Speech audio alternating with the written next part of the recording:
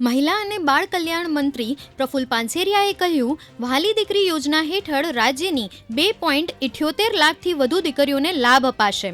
પાત્રતા ધરાવતી રાજ્યની દીકરીઓને 3 સપ્તાહમાં ડીબીટી મારફતે ચૂકવાય છે ₹1,10,000. રોજગાર કચેરીઓ દ્વારા યુવાઓને રોજગારી પૂરી પાડવામાં ગુજરાત સતત વર્ષ 2002થી દેશમાં પ્રથમ. શ્રમ અને રોજગાર મંત્રી બળવંતસિંહ રાજપૂતે કહ્યું, રોજગાર કચેરીઓ દ્વારા છેલ્લા 5 વર્ષમાં ગુજરાતના 13.86 લાખથી વધુ ઉમેદવારોને અપાઈ છે રોજગારી. ગુજરાતમાં તમામ ગામડાઓમાં આંગણવાડી કેન્દ્રો કાર્યરત. મંત્રી પ્રફુલ પાનસેરિયાએ કહ્યું, નાણાકીય વર્ષ 2024-25માં 11,897 આંગણવાડી કેન્દ્રોને સક્ષમ આંગણવાડી કેન્દ્ર તરીકે કરાશે અપગ્રેડ.